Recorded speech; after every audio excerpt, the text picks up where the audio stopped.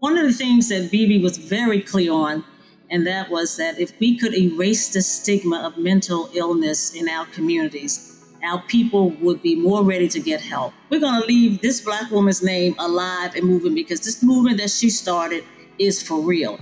Bebe came into my life in 1999 for a reason. She stayed for a season, and she's been in my heart for a lifetime. She gave all of us that energy and that impetus to say we can fight back. Welcome to Hope Starts With Us, a podcast by NAMI, the National Alliance on Mental Illness. I'm your host, Daniel H. Gillison Jr., NAMI CEO. We started this podcast because we believe that hope starts with us.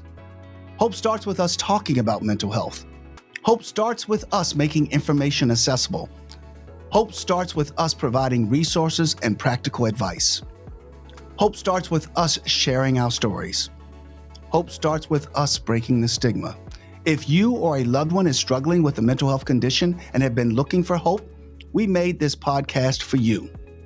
Hope starts with all of us. Hope is a collective. We hope that each episode with each conversation brings you into that collective to know you are not alone. Today, I'm joined by longtime friends of Bebe Moore Campbell, Nancy Carter and Dr. Linda Wharton-Boyd, in honor of Bebe Moore Campbell National Minority Mental Health Awareness Month. We are so thrilled to be able to share about Bebe's legacy and how we are all continuing to carry the work she started forward today. Personally, I met Bebe way before I ever thought I would ever be CEO at NAMI or even working in the mental health space. I had no idea that she was an acclaimed writer, a national speaker, and the mom of a Hollywood actor. I didn't know about her involvement with NAMI or about all the struggles she faced trying to find resources for her daughter living with bipolar disorder. I just knew she was a college friend of one of my friends and former colleagues at Xerox. One night when Bebe was in D.C. working with Congress, my friend hosted a dinner, and I was fortunate enough to meet her. She created a lasting impact on me over 15 years later, and I'm proud to be working in this space, hoping that I'm truly continuing the work she started. There's so much that can be said about Bebe. Can you all share more about Bebe, who Bebe was to you, and how you met her, and some things people may not know about her? Nancy, Linda? I'd like to throw it to Linda and just make a slight correction, Dan. I wish that I had been Bebe's longtime friend. We had a very short relationship. There's an old saying that people come into your life for a reason, a season, or a lifetime. Bebe came into my life in 1999 for a reason that we all know. She stayed for a season, and she's been in my heart for a lifetime. But we actually only knew each other from 99 until she passed. But Linda was her longtime friend forever and ever. So Linda, I think you should take this ball and roll with it first. Sure, I'd love to. Listen, Bebe and I were classmates at the University of Pittsburgh. I know. She came from Philadelphia and I came from Baltimore. And our intersection was at the university. So you had two urban girls coming together at the University of Pittsburgh. We worked together. We joined the Black Action Society. Bebe started an organization I always like to tell people called Black Women for Black Men. And she was always starting some. She was always about connecting. She was always, even on during the campus, she was always connecting us. And she came with a serious mind to write and to get to improve her writing.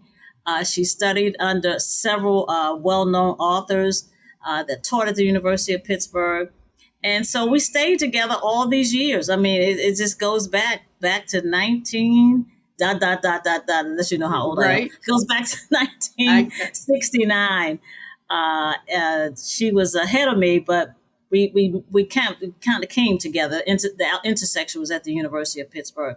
And we just became friends and remained friends throughout the years. She supported my family. I supported her family.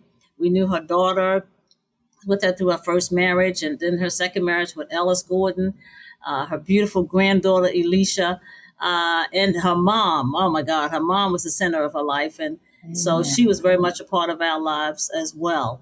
So knowing Bebe was like knowing, everybody say your BFF. She was a BFF. she was a BFFFF, a friend forever and forever and forever. And Yeah. so we find it not robbery to share her passion with others, share her advocacy on mental health, and just her, when you read her writings, I mean, she was able to delve deep into the soul of a person. And so that was also indicative of who she was. I mean, she came to you full steam ahead. You got the full flavor of Bebe Moore Campbell when you met her. It's that's so true in terms of just the impact that she had in terms of and her writing. And I brought with me something I wanted to show everyone real quickly. And this is one of her books, 72-Hour Hold. This is one of Bebe's great books. And here is a picture of Bebe on the There back. she And, is. and so important for me is that in me getting this, Bebe signed this for me on the 30th of June, which is is very soon, if you will, of 2005. And if you think about where we are in 2023, this is incredible to talk about this. So Bebe made a huge impact for so many underserved communities, especially communities of color. She stood for those who were miscounted, misunderstood, marginalized, undervalued, underrepresented. When there were no resources for her predominantly Black and brown community, she went to affluent white neighborhoods, found resources, and brought them back. She started out by advocating for her daughter because there is truly no greater advocate than a mom. That's true. And what started out as advocacy for one turned into advocacy for so many. Can you both talk more about what Bebe did to create impact and awareness about mental health conditions in underserved communities, especially communities of color? And why was that so important? I think I can speak to that, Dan, because that was the focus of our relationship in the years that we spent together. And just as a little background, Bebe and I met in kind of a strange way. I wrote an article for one of the NAMI magazines that was called From a Whisper to a Song. And the whisper came in a phone call to me on my answering machine. I came home one night in 1999. My son was diagnosed with bipolar disorder in 1994. He was also an actor up and coming. And Bebe and I shared a best friend. I was in one ear, she was in the other ear. And finally, the friend said, "You two need to talk." But Bebe had celebrity. I did not. And she did not want to talk to a stranger and certainly didn't want to put her business in the street and was very clear about that. But the phone call came anyway, and I heard the voice. And as soon as I heard it, I knew why she was calling. And I thought, oh my God, this woman that I admired so much, I had gone to book signings and thought, oh Lord. And then in that moment, I realized, oh my God, I think we're in the same club. And so I picked up the phone, I called, and again, reluctance on her part. But we finally figured we needed to meet. So she said, "Do you go to church?" And I said, "Yeah." And she said, "Well, why don't we meet at church?" And I thought to myself, yep, because she's not going to invite me to her house yet. She doesn't know me. So we met in church, O.C. Smith's City of Angels. And 5 minutes into the service, a hand reached out to me and I reached out to her. And for the rest of the service, we were holding on to each other for dear life, tears streaming down our faces. And when it was over, we hugged and she said, "Girl, do you want to come over?" And I said, "Yeah." And Linda, I think that's when I first heard about you when we got to her house. It was she and her mom, and we were sitting around the kitchen and talking about the fact that it couldn't just be the two of us struggling like this. And I said, well, I had heard, through school, I went to Howard, a few people there, but nobody's talking. So, of course, your friend who would start things said, well, we need to find more people and we need to have a group. We need to do something about this. And I cracked up and I said, okay, yeah, let's try it. And again, she wanted to do it, but she was reluctant for people to know. So she said, well, I don't want to do it at my house. I said, I don't care. We can do it at my house. So literally in the living room where I'm sitting right now, we started what would become NAMI Inglewood, NAMI Urban Los Angeles. There were 5 of us to begin with, and we were a mother's prayer group. At that point, all we knew to do was pray.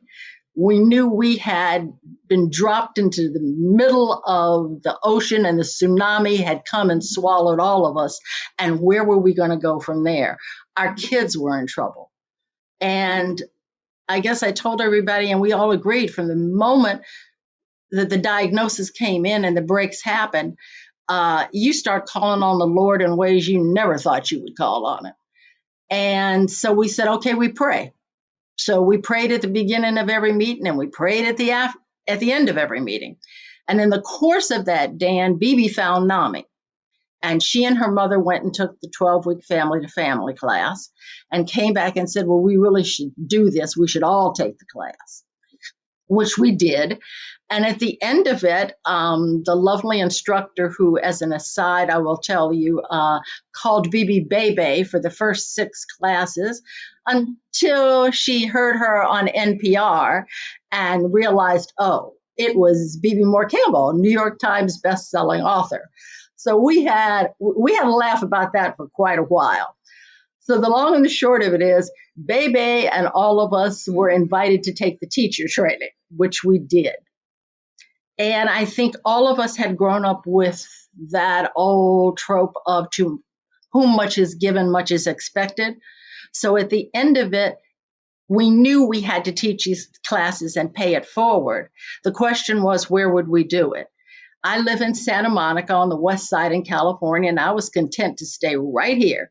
And Bebe said, no, we needed to do it in the Black community. We needed to do it over where she lived. So I reluctantly said, okay, I guess I'm driving to Lamert Park. We ended up starting our first class in, I guess it was 2002. And shortly after, I said, if we're going to do this, we need to have our own affiliate. And there was a lot of pushback. Do we really want to do this? Do we not want to do this? And Bebe arranged for us to go to group therapy, because at that point we all knew each other rather well, and they knew that I also had a bipolar diagnosis. So the thought was, well, Nancy must be having a manic moment, because we're not going to do this. Well, we went to group therapy, and at the end of it, the lovely therapist said, well, there really is a need in the community, and you ladies should certainly take the ball and run with it. So at that point, everybody gave in and said, okay. And Bebe said, you got me. If we're going to do it, let's do it. And that's how we started the affiliate. That is incredible. Started with Linda, the first class, Dan, where they told us, it would be like 15 or 20 people if we were lucky. We did no publicity. Again, very reluctant for people to really know. 45 people showed up at the class. That's how great the need was. This is incredible. That's phenomenal. That's phenomenal, and that's great background in terms of how the affiliate began. And we talk about us being a collective, NAMI being a collective, NAMI being a community, NAMI being a collaborator, and NAMI being a convener.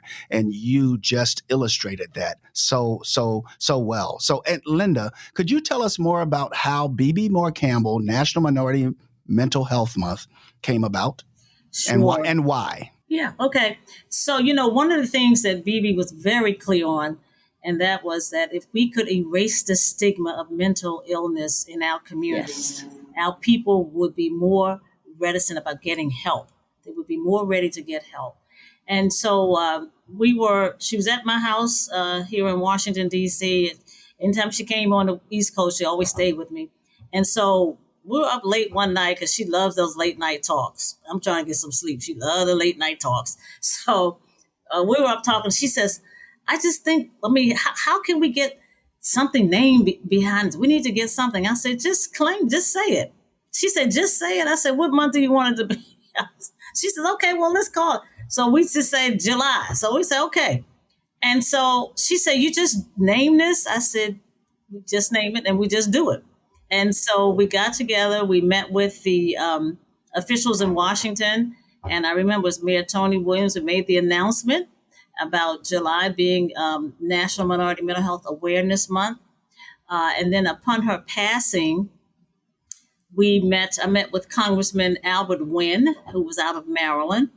And I said, I need your help. We need to get this month declared Mental Health Awareness Month. And so we worked with Albert Wynn, who was also, by the way, University of Pittsburgh alum. And we worked on it, and Mr. Hubbard in his office was so very helpful. We gave him all the wording for it, and it passed. It passed on the first reading. I said, what? So we were very excited about this, and I had hoped that she would be alive to just hear. So I just say she's in heaven. She must be rejoicing with us that we were able to get this month named after her and do the work that's necessary. And we started with people in Philadelphia helping us to do this work.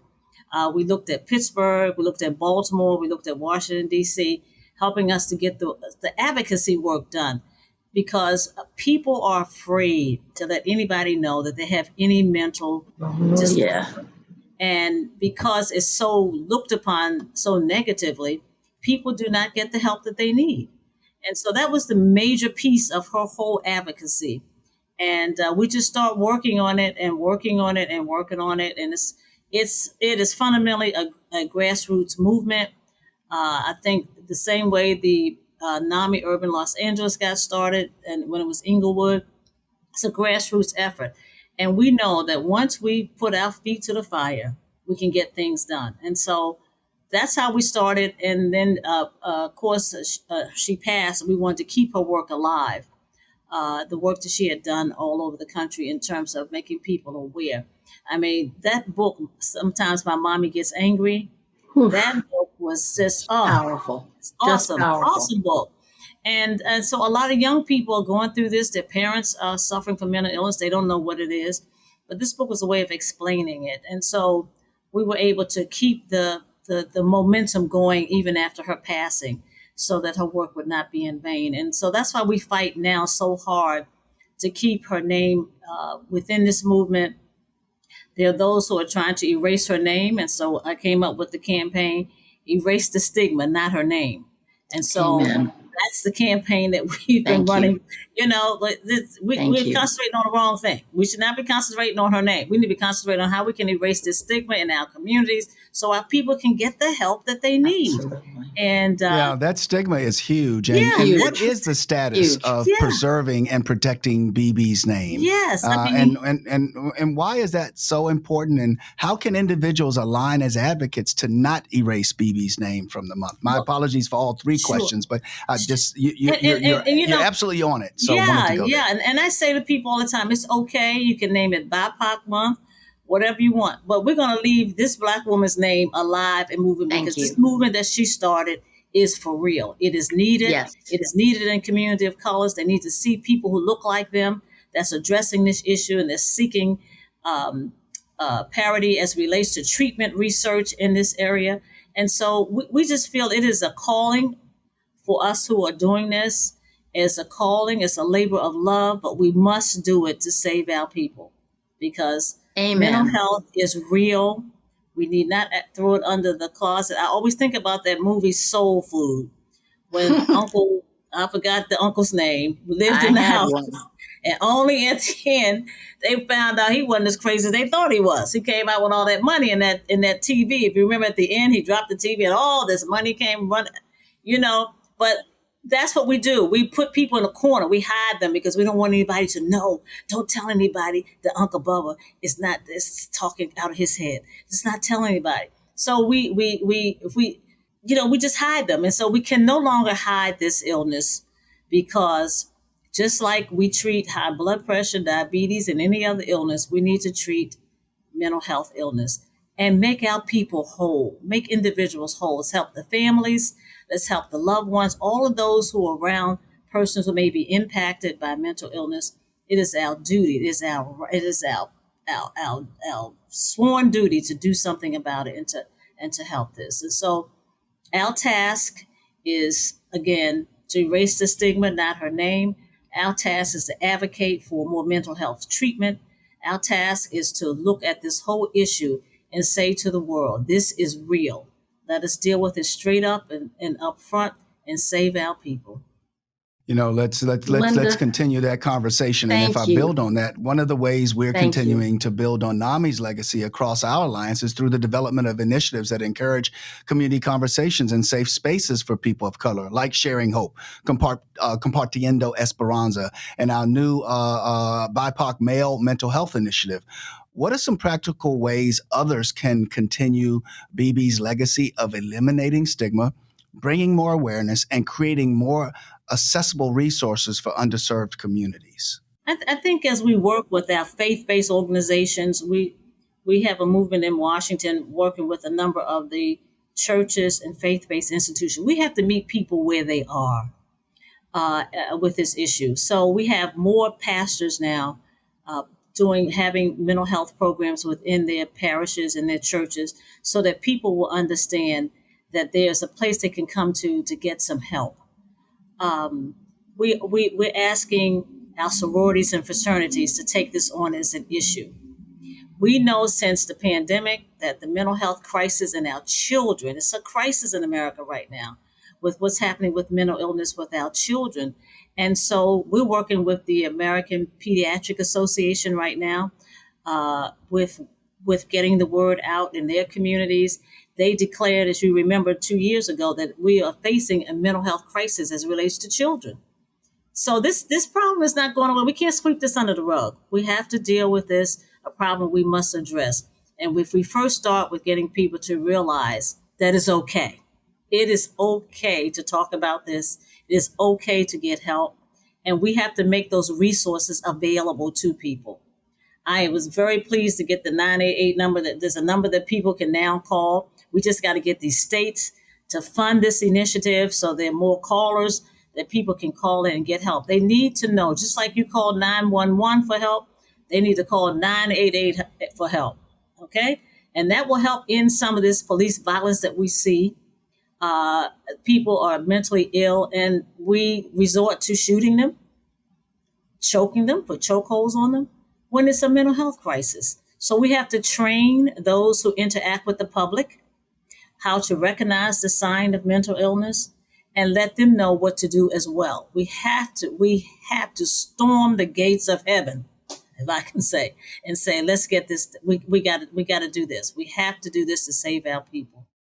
Well, it's Linda, a collective, thank and you. it will take all of us. And I would say to you that as we think about NAMI moms and we think about the legacy of NAMI starting 44 years ago by NAMI moms in Madison, Wisconsin, Bebe Moore Campbell was a NAMI mom. Yes, she So was. we hold on to her Absolutely. name as a NAMI mom. Yes. Absolutely. And that's what we're looking to do, and we need to eliminate stigma. So I want to ask you all both this. Well, we know the world can be a difficult place. Dan, can I just interject for 1 second? We started in the faith-based community, Linda. One of the first outreaches that we did when we never moved past teaching family to family and the NAMI programs, but we initiated our own programs. We reached out into the faith-based community heavily. The second thing we did was criminal justice. When we began teaching our classes, one of the first questions I asked of the families that were sitting there, has any of your loved ones had involvement with the criminal justice system? 9 out of 10 hands would go up. In our group, every single one of our loved ones had gone to jail, been arrested. And in 2005, the LA Times did an article on me in their magazine section called the Go to Jail card. And what I said was, if you were in the throes of psychosis and walking down Rodeo Drive in Beverly Hills naked, you would have an ambulance pick you up and take you to Cedars-Sinai or a UCLA hospital. If you display the same behavior in East Los or walking down Rodeo Drive in the Black community, you got the Go to Jail card. Our young people, I don't care whether they were from the highest to the lowest, ended up in Twin Towers Jail, which is probably, I think now, the first or second largest psychiatric hospital in the country. We jail people with mental illness. It is categorically wrong. No one gets well from a jail cell. In fact, if you start out with a diagnosis, and for me, if you spend 5 minutes in custody, you now have post-traumatic stress disorder. For every second you spend in jail, you increase the amount of time that it takes for a person to recover. So we came together with a couple of the other NAMI affiliates in 2004, and we started the first criminal justice committee. We went into the Twin Towers jail and we conducted classes for the sheriff's department. We took the bull by the horns and said, okay, it's our kids that are being affected. And in this community, we have to do better and we will fight back. And that's where Bebe came in. She gave all of us that energy and that impetus to say, we can fight back. We won't settle for less. We have to. Our kids' lives are at risk. Yeah, thank you very much for that. And what you've just shared is that this is about leadership. This is about tone. This is about execution, and this is about being that collective. So I want to wrap up by asking you all both this. The world can be a difficult place, and sometimes it can be hard to hold on to hope. That's why each week we dedicate the last couple of minutes of our podcast to a special section called Hold On to Hope. Nancy and Linda, can you tell us what helps you hold on to hope? For me, I hold on to hope by paying it forward, and I talk to the ancestors and I try to pass it along to the next generation. We stand on others' shoulders. Bebe knew that only too well. We're not the first group that will tackle these issues. We will not be the last. And so when I'm really down and I'm really low, I just listen to the voices. I listen to those folks, my family, my friends, Bebe, everybody who's passed away. And I just ask them, order my steps, put me in the right place to make change. And I pay it forward by finding other young people who are out there in the community who want to do more. We have to invest in the next generation. I just turned 77. I'm an elder of this tribe now. For me, it's my sacred responsibility to pass it on. And there's a young woman now that I have to mention, Erica Kendrick. I told her, honey, you got the torch. I can sit home now and relax because she is the consummate advocate in her mid-40s, and she's out there every day beating the drum for mental health. I've told people if Bebe and I could have put our eggs into one person that had a child, it would have been Erica Kendrick. She's an amazing writer. She's an amazing advocate. Everything we ever wanted to do is in that one little person. So that's how I hold on to hope. Thank you. Thank you very much, Nancy. Linda, last word from you. Sure. I would say hold on to hope because there are those here in our society that are behind you. Know that with hope, with prayer and supplication, they can make it. You can make it if you try. You can Amen. make it if you try. And there are those of us who are here to help you. NAMI is here to help you. NAMI Urban Los Angeles is here to help you. The Bebe Moore Campbell National Mental Health Task Force is here to help you. There's treatment. There is help. And I just want people to know the resources are here. We have the American Psychological Society. Their new president is taking this on strong. Dr. Tamer Bryant is taking this on strong. You have the American Psychiatric Association. There are a number of groups that are here to help with the problem. Don't be afraid to ask. The hope is in the asking. Yes. The treatment is what you will get. So just open your eyes, open your heart, and know that there are organizations and people here to help. That's the hope that we have in the future. Nancy and Linda, thank you both so much for your time today. One of the things I want to say as we wrap up is that we have a conference that we host that will be in August called Pathways to Hope. You talked about the faith community. So Pathways to Hope is a national conference. It's virtual, and it is with faith-based leaders from all denominations, and it is to address this area, stigma, and mental health. So we invite our audience to go to NAMI.org and /pathways to hope to look that up. Let me close by saying this has been Hope Starts With Us, a podcast by NAMI, the National Alliance on Mental Illness. If you are looking for mental health resources, you are not alone. To connect with the NAMI helpline and find local resources, visit NAMI.org/help, text helpline to 62640, or dial 800-950-6264. Or if you are experiencing an immediate suicide, substance use, or mental health crisis, please call or text 988 to speak with a trained support specialist or visit 988lifeline.org.